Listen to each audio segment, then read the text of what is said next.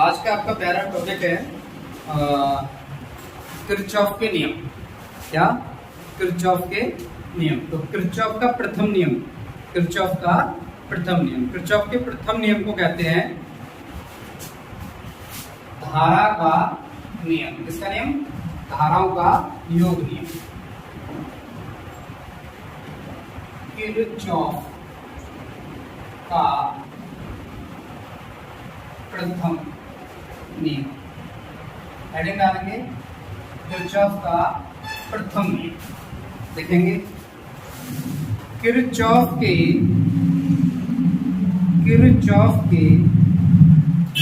प्रथम नियमानुसार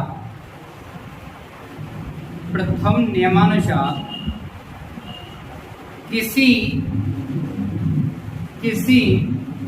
संधि पर समस्त धाराओं का बीजगणितीय योग सदैव नियत रहता है। नियत का मतलब है शून्य रहता है। बीजगणितीय योग सदैव शून्य होता है। नियत की जगह पे शून्य रहता है। बीजगणितीय योग सदैव शून्य होता है। ठीक है, इसका मतलब है आपने लिखा है summation I is equal to 0। कितना लिखा है आपने? Summation I is equal to 0। Note करें।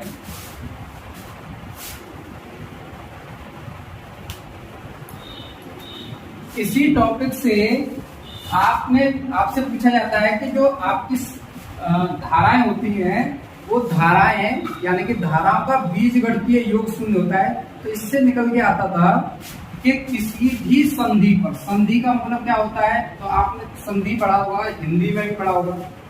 दो वर्णों के मेल को संधि कहते हैं। दो वर्णों के मेल को संधि कहते हैं। इसका मतलब उसमें पता है आपको दो या दो से अधिक बातें होनी चाहिए, दो या दो से। तो अब यहाँ पर संधि का मतलब है धारा। तो धारा कौन सी? ये वाली धारा आ रही है, ये है संधि। संधि दूसरी वाली धारा, ये तीसरी धारा, ये चौथी धारा, ये पांचवी धारा। ये मान लेते हैं ये वाली धारा और ये वाली धारा जो है इस पर आ रही है, I1 और I2 ये तो आ रही है। लेकिन ये I3 जो है इससे दूर जा रही है। फिर I4 हमने मान लिया कि इसकी ओर आ रही है और I5 इससे दूर जा रही है। ये बहुत सारी धाराएं हैं। तो इसमें से I1, I2 और I4 तो इस पर आ रहे हैं और I3 और I5 जा रहे हैं। यानी कि ऐसा नहीं कि जितने आ रहे हो उतने जा रहे हो, ऐसा नहीं होना चाहिए। और ऐसा हो भी सकता है, जितनी आ रही है उतनी ही दूर जा रही है। ये दोनों ही केस बन सकते हैं। जब ये दोनों केस बनेंगे तो यानी कि I1, I2, I4 ये तो आ रहे हैं और दूर कौन जा रहे हैं? I3 और I5। तो हमने इस लॉ का यूज किया। इस लॉ के हिसाब से क्या बात करनी चाहिए? Summation I is equal to 0। तो इसका मतलब है I1 plus I2 minus I3। जो जा रहा है उसके लिए माइनस, जो आ रहा है उसके लिए प्लस, जो फिर से जा रहा है I माइनस का I5। और इन सबका योग कितना होना चाहिए? 0। तो हमने क्या लिखा है यहाँ पर? I1 प्लस I2 प्लस के I4 is equal to I3 plus I5। इससे निकल के आया कि ये वाली सारी धाराएं आ रही हैं और ये वाली सारी धाराएं जा रही हैं। इसके बिहार पर हम क्या कह सकते हैं? किसी संधि पर आने वाली समस्त धाराओं का बीजगणितीय योग संधि से दूर जाने वाली धाराओं के बीजगणितीय योग के बराबर होता है। नोट करेंगे डायग्राम।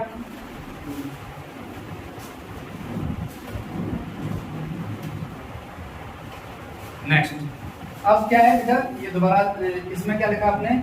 I1, I2, I4 का मान किसके बराबर है? I3 और I5। अब यहां से डेफिनेशन आपकी नई दूसरी क्या बन जाएगी? किसी संधि पर, नोट करेंगे, किसी संधि पर आने वाली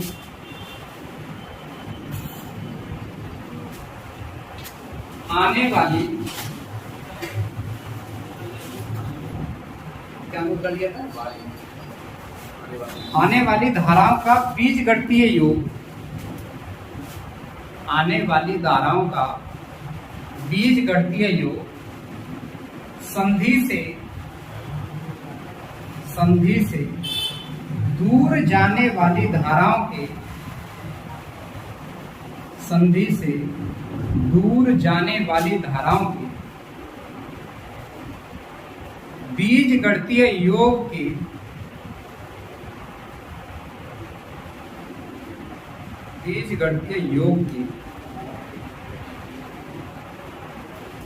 बराबर होता है, बराबर होता है। संधि पर आने वाली समस्त धाराएं कौन कौन सी आ रही है, I1, I2, I4 आ रहा है, दूर कौन जा रही है, I3, I5 जा रहे हैं। अगर मान लीजिए इसमें एक और भेज दें हम, I6 को भेज दें, तो यहाँ पे क्या हो जाएगा, प्लस का I6। इस तरीके से हम जितनी भी चाहें उतनी जोड़ सकते हैं और जितनी भी चाहें उतनी घटा सकते हैं। इसी लॉ के आधार पर हम ये कहते हैं कि ये वेक्टर के योग नियम का पालन नहीं करते, ये वेक्टर्स के योग नियम का पालन नहीं करती। इसी बिहाफ पर हम बताते हैं किसी भी जो सदिश राशियां जब काउंट करते हैं तो सदिश राशियों में विद्युत धारा को अदिश मानते हैं, वो इसी लॉ की वजह से, ठीक है ना। तो इस लॉ में वो वाली बात वेरीफाई नहीं, ठीक है। अब सेकंड लॉ देखेंगे, किरचॉफ का द्वितीय नियम, किरचॉफ का द्वितीय नियम।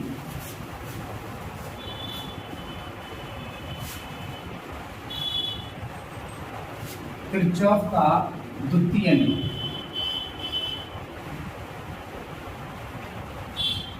और इस द्वितीय नियम को कहते हैं,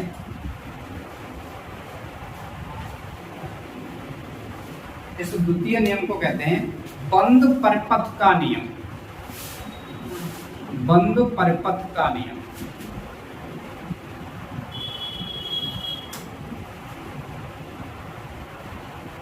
लिखेंगे किरचॉफ के द्वितीय नियमानुसार, किरचॉफ के द्वितीय नियमानुसार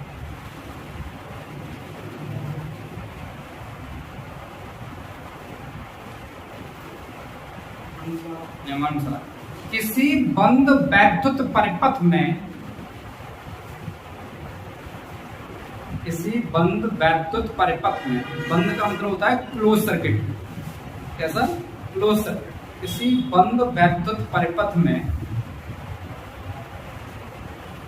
प्रवाहित वैद्युत धारा,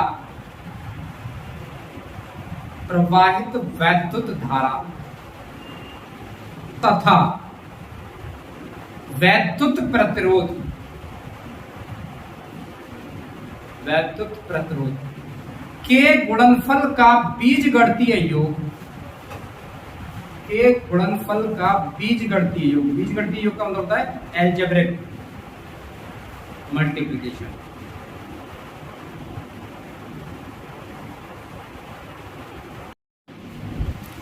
किरचॉफ का द्वितीय नियम, इसका किरचॉफ का द्वितीय नियम, किरचॉफ के द्वितीय नियमानुसार किसी बंद पास या बंद परिपथ में धारा तथा प्रतिरोध के गुणनफल का बीजगणितीय योग, धारा तथा प्रतिरोध के गुणनफल का बीजगणितीय योग, बीजगणितीय योग विद्युत वाहक बल के, विद्युत वाहक बल के बीजगणितीय योग के बराबर होता है। तो इसका मतलब हो गया summation I into R is equal to summation capital, summation I into R is equal to summation capital.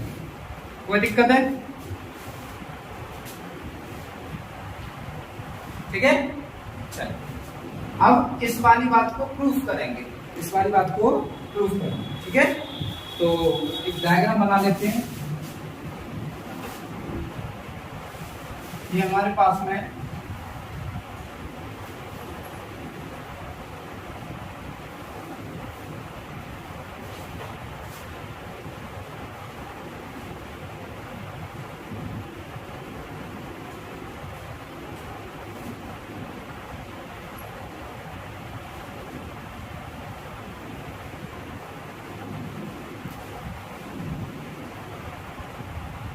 A B C D E F, इसका नाम E1, R1, R2, R2, R3, E2। इधर से निकलने वाली धारा I1, इधर से निकलने वाली धारा I2। ये दोनों धाराएं जैसे ही यहाँ आएंगी तो इसमें से होकर निकलेंगी, इसका नाम हो जाएगा I1 प्लस I2। और जब ये यहाँ पहुंचेगी तो इसका नाम I1 और इसका नाम I2। तो थोड़ा ध्यान से समझिएगा, यहाँ पर जो आ रही थी धारा उसका नाम I1 प्लस I2। देखिए मैंने जो आपको दिखाया है, किसी बंद पास में धारा तथा प्रतिरोध, धारा ये रही और प्रतिरोध ये रहा, इन दोनों के गुणनफल का बीजगणितीय योग, इन दोनों के गुणनफल का। अब ये भी यहाँ भी गुणनफल हो रहा है और इधर यहाँ भी गुणनफल हो रहा है, तो इसको लिखना कैसे, अप्लाई कैसे करना है, इस वाली बात को आपको सीखना है। ठीक है, तो इसके लिए 4 नियम होते हैं। कितने नियम होते हैं? 4 नियम होते हैं। तो पहले उन 4 नियमों को लिख लीजिए, तो लिखेंगे, नोट करेंगे, उसके बाद में डायग्राम बनाएंगे। लिखें, प्रथम नियम, प्रथम नियम,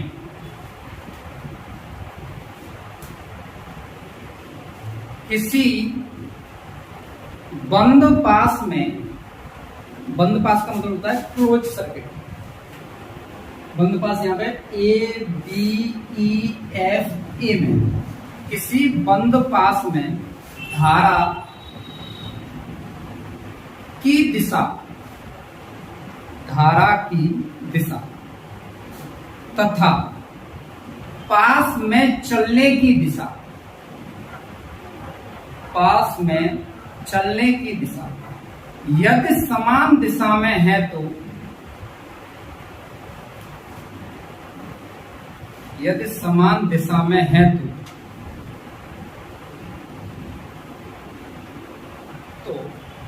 I व R का गुणनफल, I व R का गुणनफल धनात्मक रहेगा, I व R का गुणनफल धनात्मक रहेगा।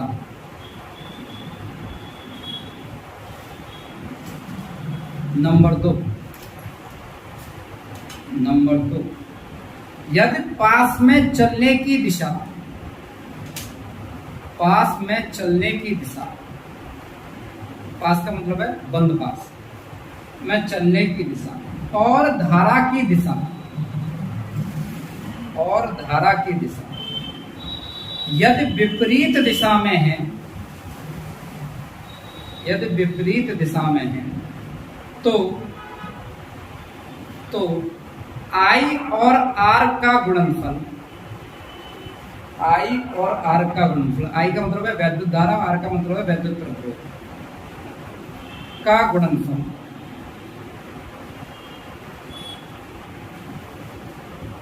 ऋणात्मक रहेगा, ऋणात्मक रहेगा। नंबर 3,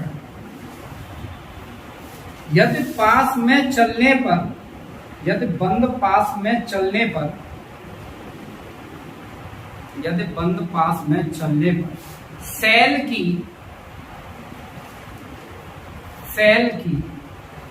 ऋणात्मक प्लेट आए तो, ऋणात्मक प्लेट आए तो I व R का गुणनफल, सॉरी, ऋणात्मक प्लेट आए तो E का मान, ऋणात्मक प्लेट आए तो E का मान धनात्मक होता है। E का मतलब विद्युत वाहक बल का मान धनात्मक होता है।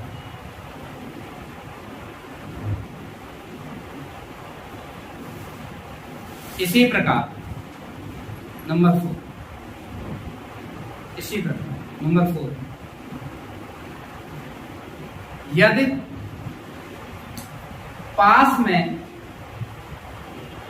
पास में मतलब बंद पास में, बंद पर, क्लोज सर्किट में, बंद पास में चलने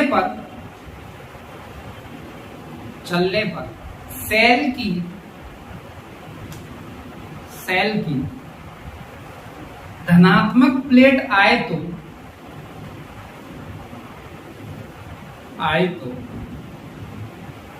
E का मान, E का मतलब वैद्युत वाहक बल का मान, E का मान वैद्युत वाहक बल का मान ऋणात्मक रहेगा, ऋणात्मक रहेगा। ये 4 नियम थे। अब डायग्राम बना लेंगे, डायग्राम नोट कर लीजिए।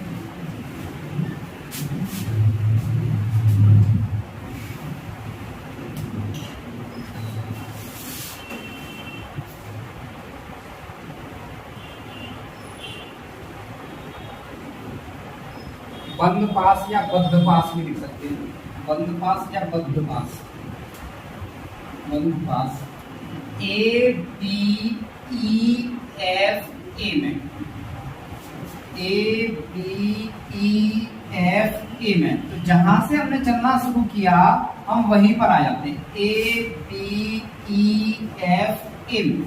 तो अब ये पूरा क्लोज सर्किट बन गया। तो हमने बोला कि हमारे चलने की दिशा, हमारे चलने की दिशा यानी कि हम जिधर जा रहे हैं, हमारे चलने की दिशा और धारा की दिशा दोनों समान दिशा में है, तो I और R का गुणनफल धनात्मक होगा। ध्यान से देखिए बेटा, इधर A से B की तरफ जा रहे हैं, A से B की तरफ जा रहे हैं, लेकिन धारा कितनी है I1, और I1 धारा होने की वजह से यहाँ पर प्रतिरोध तो कोई है नहीं, तो दोनों का गुणनफल नहीं होगा। दोनों का गुणनफल होगा नहीं होगा। अब यहाँ से B से कहाँ गए हम, E की तरफ। B से जब E की तरफ जा रहे हैं तो B से E की तरफ जाएंगे, तो यहाँ पे देखिए, चेक करिए, धारा है I1 प्लस I2 है, प्रतिरोध है R2 है, तो इन दोनों का गुणनफल होगा। तो इन दोनों का गुणनफल हुआ तो क्या होगा, I1 प्लस I2, और प्रतिरोध कितना है R, हो गया। इन दोनों का मान, तो हमारे चलने की दिशा और धारा की दिशा दोनों समान दिशा में, इसलिए I और R का गुणनफल कैसा रहेगा, पॉजिटिव। अब कहां पहुंचे हम, E से F की तरफ। तो E से F धारा तो है लेकिन प्रतिरोध नहीं है, तो यहाँ पर गुणनफल नहीं होगा। इसी प्रकार F से A तक आएंगे तो क्या होगा, F से A तक आ रहे हैं तो हमारे चलने की दिशा यानी कि धारा कैसे आ रही है, F से A की तरफ आ रही है, यानी कि ये आ रही है। और क्या आ रहा है इसमें, धारा, प्रतिरोध है, प्रतिरोध है, प्रतिरोध कितना है R1 और धारा कितनी है I1। इन दोनों का गुणनफल होगा, इन दोनों का गुणनफल होगा, I का और R का होगा। तो हम कैसे आ रहे थे, E से F से A की तरफ और धारा भी F से A की तरफ, तो दोनों का गुणनफल समान दिशा है, तो कैसा हो जाएगा, पॉजिटिव। तो कितना हो जाएगा, I1 into R1, I1 into I1 plus I2, और ये कितना है R2, plus I1 into R1, I1 into R1 इसी इक्वल टू। अब मैंने कहा था कि यदि बंद पास में चलने पर सेल की ऋणात्मक प्लेट आए, तो जो छोटी वाली प्लेट होती है वो ऋणात्मक, और जो बड़ी वाली होती है वो ऋणात्मक प्लेट आए, तो E का मान धनात्मक होता है। किरचॉफ का द्वितीय अप्लाई होता है। अब इसी तरीके से सेकंड बंद पास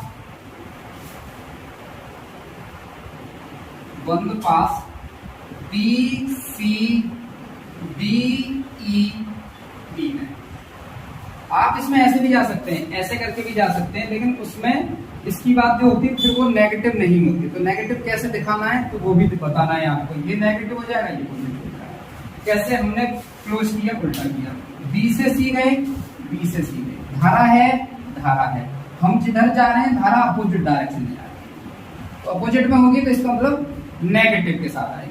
फिर हम B से, यहाँ प्रतिरोध नहीं है तो इसलिए गुणनफल नहीं होगा। अब हम B से कहाँ जा, C से कहाँ जा रहे हैं, D की तरफ। C से कहाँ जा रहे हैं, D की तरफ। धारा है ऐसा, प्रतिरोध है वो भी है, दोनों का गुणनफल होगा, लेकिन हमारे चलने के अपोजिट डायरेक्शन। धारा इधर आ रही है और हम कैसे जा रहे हैं, इधर जा रहे हैं। धारा इधर आ रही है और हम कैसे जा रहे हैं, इधर। तो हमारे चलने की डायरेक्शन और धारा की डायरेक्शन कैसी है, एक दूसरे के अपोजिट, एक दूसरे के कैसी है अपोजिट। जब दोनों अपोजिट होंगी तो क्या होगा, आई और आर का गुणनफल तो होगा, लेकिन कैसा होगा, नेगेटिव। कैसा होगा, नेगेटिव। तो हम क्या लिखेंगे, माइनस का कितना, I2 इंटू आर। अब आगे की बातें करेंगे, कहां पहुंच गए, डी पर। डी से ई गए, धारा ऐसे जा रही है लेकिन हम ऐसे जा रहे हैं, प्रतिरोध नहीं है, तो यहाँ भी गुणनफल नहीं होगा। अब यहां से ई से बी हम कैसे जा रहे हैं, ई से बी, और धारा कैसे जा रही है, बी से ई। हम ई से बी और धारा बी से ई, दोनों कैसे हैं, एक दूसरे के अपोजिट, ऐसे करके धारा इधर, धारा इधर, और हमारा चलना कैसे, अपोजिट आएगा। तो इन दोनों का गुणनफल तो होगा, लेकिन कैसा, नेगेटिव। फिर से कितना, I1 प्लस I2 और कितना, R2 के साथ में। अब हम जब इधर से जा रहे थे तो सेल की कौन सी प्लेट पहले आई थी, पॉजिटिव, तो ई का मान कैसा हो जाएगा, नहीं। क्लियर। चाहे तो आप ये भी कह सकते हैं कि सर माइनस कॉमन ले लीजिए, काट दीजिए, ये भी हो जाएगा। तो उसके लिए ये वाला पद बनाएंगे हम इस तरीके से, जो आएगी वो वैल्यू पॉजिटिव हो जाएगी। कोई दिक्कत है, समझ में आ गई बात। अगर यहां पर इस वैल्यू को चेंज कर दें, इस E2 की डायरेक्शन चेंज कर दें, मतलब अगर हम, पहले इतना नोट करिए फिर आगे की बातें करेंगे।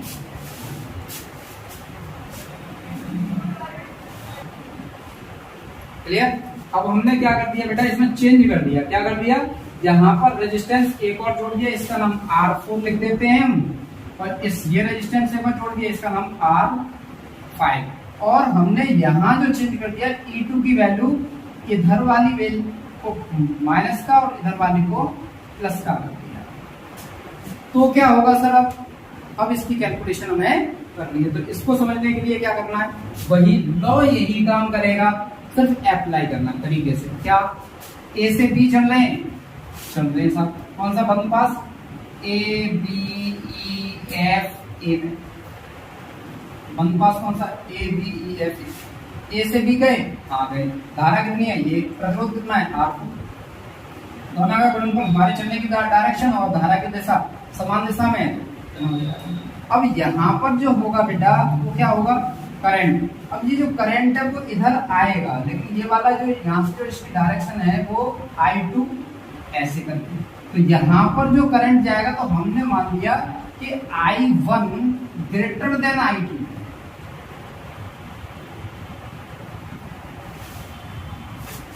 I1 ग्रेटर देन I2 है, तो इसकी डायरेक्शन ऐसे ही रहेगी, लेकिन यहाँ पे जो करंट है वो कितना हो जाएगा, माइनस। कंडीशन हमें पता होनी चाहिए, किसका करंट ज्यादा है, किसका करंट कम, ठीक है ना। तो इस बिहाफ पर हम ये बातें बताएंगे। तो हमें क्वेश्चन में दे रखा होगा, जो भी कंडीशन होगी वो तो हमें दे रखी होगी, किधर से किधर लेना है, ठीक है ना। तो जब क्वेश्चन करेंगे तो ऐसा ही होगा। तो यहाँ पर हमने इसको ज्यादा मान लिया, इसको कम मान लिया, तो कैसे करेंगे, I1 I4। अब यहाँ से हम इधर जा रहे हैं, इधर जा रहे हैं, तो यहाँ पे कौन सी धाराएं हैं, प्लस I1 माइनस I2 और रेजिस्टेंस R2। अब यहां से फिर से इधर आए, धारा I1 R1 और विद्युत वाहक बल सेल एक ही है, नेगेटिव प्लेट आएगी, पॉजिटिव हो जाएगा E1, इक्वेशन बन जाएगी। ऐसे ही इसमें अप्लाई करेंगे तो यहां पर क्या हो जाएगा, B C D E B में हम कैसे जा रहे हैं, ऐसे, और धारा भी कैसे जा रही है, ऐसे। इससे यहां से जो धारा जाएगी वो I2 जाएगी, और I2 की डायरेक्शन कैसे हो जाएगी, ऐसे, है ना, और यहाँ पे ऐसे। हमारी चलने की डायरेक्शन जैसे हम जा रहे हैं वैसे धारा जा रही है, यानी कि I2 और R5 कैसा है, पॉजिटिव। फिर भी हम ऐसे ही जा रहे हैं, तो धारा इन दोनों का भी मल्टीप्लाई होगा, माइनस के कितना, I2 R3। अब हम यहाँ पहुंचे डी पर, डी से कहाँ जाना है, ई, डी से ई पहुंचना है, प्रतिरोध नहीं है। अब यहाँ पर आ रहे हैं, तो यहाँ पर धारा तो अपोजिट डायरेक्शन में आ रही है, ये ऐसे, तो इसका मतलब क्या हो जाएगा, माइनस के I1 minus I2 into resistance कितना है, R2 is equal to, negative plate आई तो इसका मान कितना हो जाएगा, पॉजिटिव, तो कितना हो जाएगा, अगर ये डायग्राम हो तो इसे भी आप नोट करना चाहते हैं तो नोट कर सकते हैं, नहीं तो बाकी समझाने की बात थी, मैंने समझा दिया है। नोट करना चाहें तो करें, नहीं तो कोई बात नहीं।